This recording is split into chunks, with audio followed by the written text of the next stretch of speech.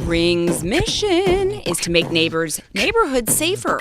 Today, over 1 million people use the amazing Ring video doorbell to help protect their homes. Ring knows home security begins at the front door, but it doesn't end there. So now they're extending that same level of security to the rest of your home with the Ring Floodlight Cam. Just like Ring's amazing doorbell, Floodlight Cam is a motion-activated camera and floodlight that connects right to your phone. How awesome is that? With HD video and two-way audio that lets you know the moment anyone steps on your property. You can be like, yo, get out of here, man. See and speak to visitors, even set off an alarm right from your phone. With Ring's Floodlight Cam, when things go bump in the night, you'll immediately know what it is. Whether you're home or away, the Ring Floodlight Cam lets you keep an eye on your home from anywhere. Ring Floodlight offers the ultimate in home security with high visibility floodlights and a powerful HD camera that puts security in your hands. With Ring, you're always home. Save up to $150 off a Ring of Security Kit when you go to ring.com/talk. That's ring.com/talk. That's ring.com/talk. That's provocative. Yeah, I'm feeling very fucking provocative.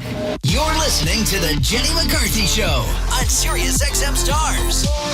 It's gonna be great.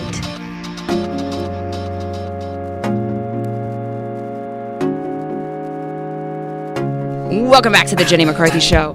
I'm Jenny McCarthy Wahlberg. Wow, I love it. There's calls coming in about what we've been talking about. Hang on the line, you guys, because I'm going to introduce my next guest and include you guys in. Joining me next, Dr. Nancy. Dr. Nancy, are you there? Dr. Nancy Irwin, are you there? I am. Hi, welcome to my show. Absolutely. Thank you. Pleasure to be here. Addiction specialist. Can you tell everyone the type of addictions that you specialize in?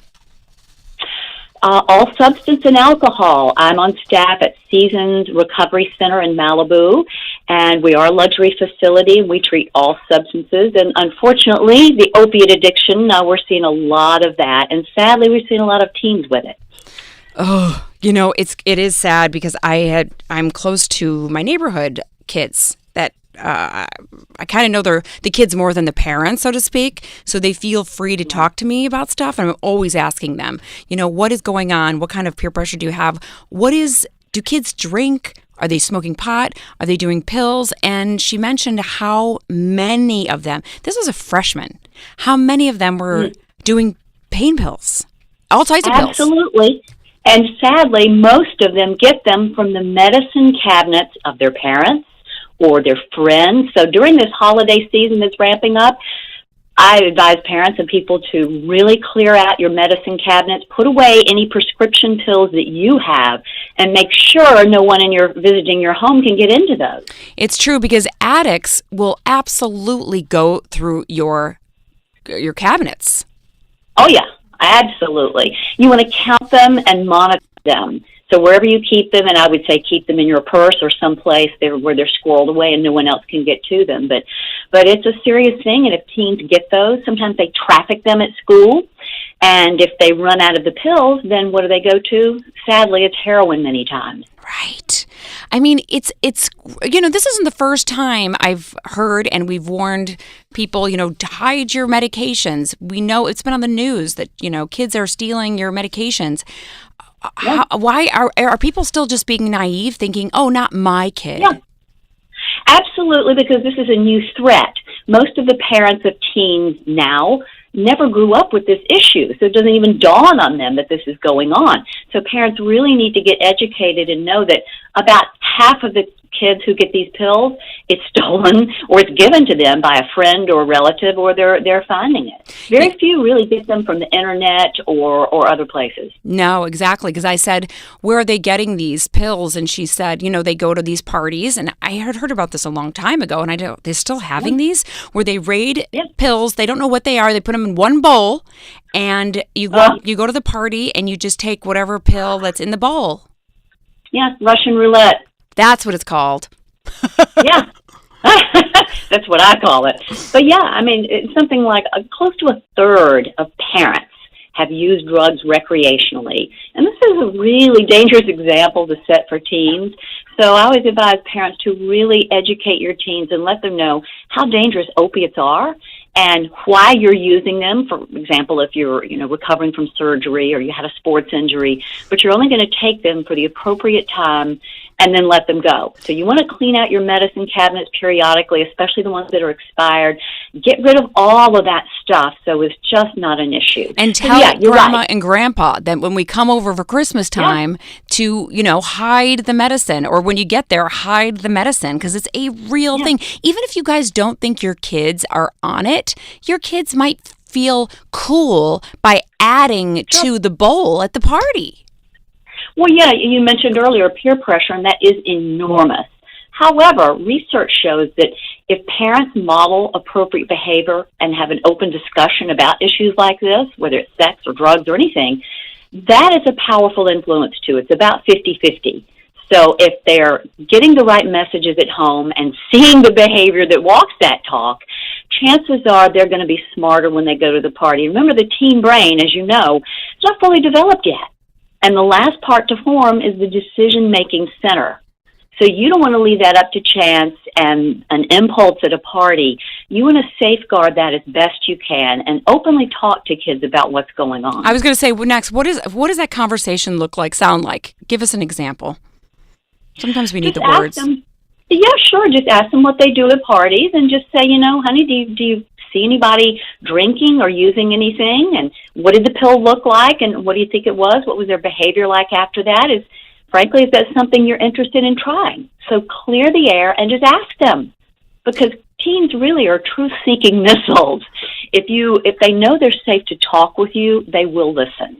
It's so true. So just ask them. Yeah, ask them and just say, here are the consequences if you try it. I can understand wanting to, because you may look cool and it looks like it's fun. But here's what can happen. Because if you tell them not to, what are they going to do? Right. The very thing you tell them not to do. So give them a choice. Here's what can happen if you do it. Here's what can happen if you avoid it. There's such visual learners too, especially boys, that I've sat down with Evan and educated him, knowledge is power, and showed him what it looks like to be on drugs, what it looks like to be addicted. And that image, sticks to him to this day. He still says I scarred him, but it is important to have get to them at a certain age where they're more, what's the word? Not absorbent, but they're like a sponge. They're more open. Yes. Yeah. Well, again, teens really, what do they want more than anything? To be treated like an adult. They want to be big. They want to be older. So tap into that, and again, give them the power of choice. And if they see you modeling the appropriate behavior, your chances are they're going to follow what you're doing. What's a good age, according to you? Whenever they start going to parties. Wow. Depends on what age you let them start dating, when they're having parties. Hopefully they're still chaperones up until, there's a parent in the home periodically peeking in there and seeing what's going on. But yeah, I'd say as soon as they start hearing about drugs or talking about it, because many high schools and middle schools have programs talking about the dangers of drugs. You don't want to just leave that up to the school. That's the biological component, but there's also an emotional and psychological component about using drugs. So that's where smart parents will step in and talk about what would be your reasons for wanting to escape or get high or have fun. And here's some natural, fun ways to do that. What does it look like? What are some signs that parents can go, my kid looks a little funny, or is he just going through puberty? Right. If they're oversleeping, if their appetite has dropped, if their grades are falling, if their pupils are dilated, if they're passing out in their food or too early at night, a change in their personality, if they're shut down, they're not as verbal as before, not as verbose. You'll see those signs, and they just seem blissed out, and they just have no energy. They just kind of look like zombies. I mean, boys are never really verbose, are they? So we should probably not. Not with mothers, exactly. Cross that one off the list for boys. Just beyond the norm. Just look for any change in behavior. Right. In physical appearance. I want to bring up what we've been talking about this morning with the firing of Matt Lauer. You deal with sexual abuse, victims of sexual abuse also, correct? Constantly, because about 90% of addicts in general are trauma-based. So, of course, there's sexual abuse, physical bullying, all that stuff. Yeah. That makes complete sense. They want to numb the pain. No one chooses to be a drug addict. Teens are trying to look cool, fit in, and have fun and be accepted. They're not trying to destroy their bodies. Teens don't do that. Adults don't do that. It's much deeper, and that's what we do at Seasons. We get to the root. Everybody has a positive intent behind. No human being does anything to deliberately be stupid or evil or bad. They have a positive intent. So we find a healthy way to get that need met without harming the body. You know, we've got calls coming in. I would love to take one if that's okay. Let's put Lisa on the line. She works with all men. Lisa, are you there? Yes, I am. Hi, Lisa. I'd like to introduce you to Dr. Nancy. What is your question? Hi, Lisa. Well, I work with all men, so I just want to make sure that they are comfortable always, and we have open dialogue always. Like when all of this stuff started happening in the news where women finally felt comfortable coming forward and, saying something finally, the guys in my office came in and you could tell that their attitude has changed. Totally. They were not sure, like, hey, how do I treat you? Because I am the only woman in my office with all men. Lisa, I'm so glad you asked this question. I think this resonates to so many people right now that work with men. So, Dr. Nancy, what do you think? Yeah, absolutely. Men are quaking in their britches all across the country.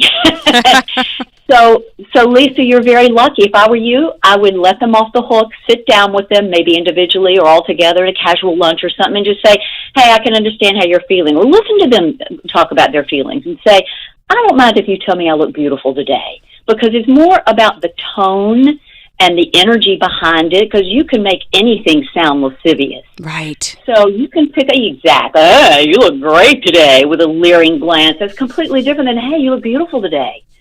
If they say it in a way they would say it to their daughter or their sister or, a friend, that's acceptable. So let them know what your boundaries are, Lisa. You have a golden opportunity to set them free and let them feel more comfortable around you.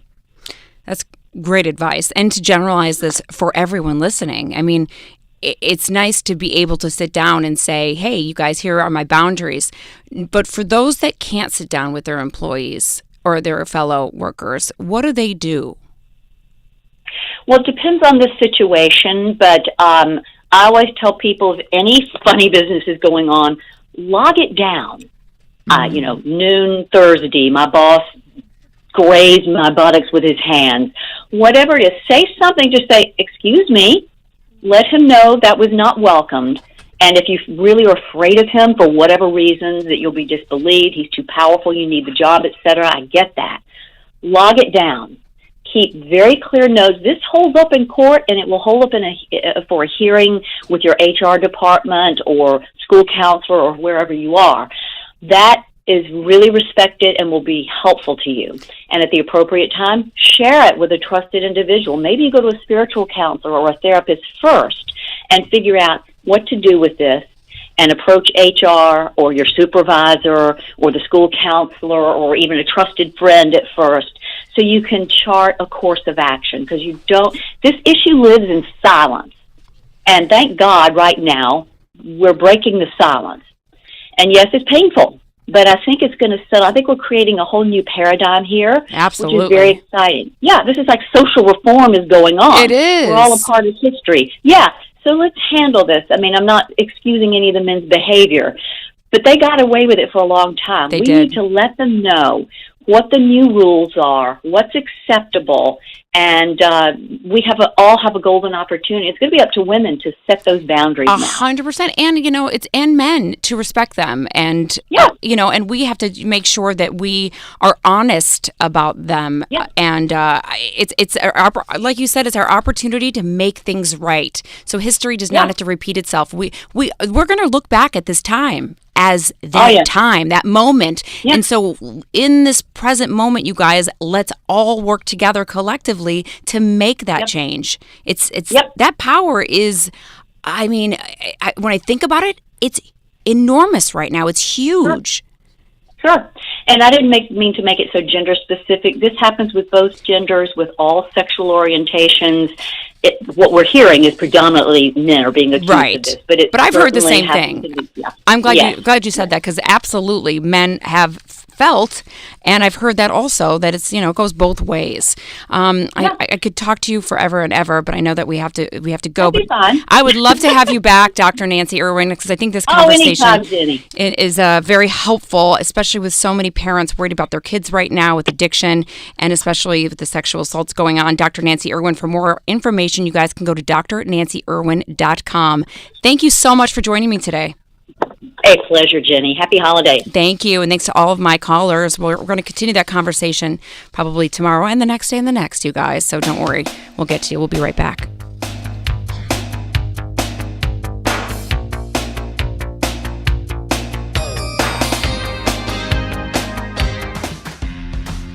With Christmas just around the corner, now's the time to order holiday cards for family and friends. Only this year.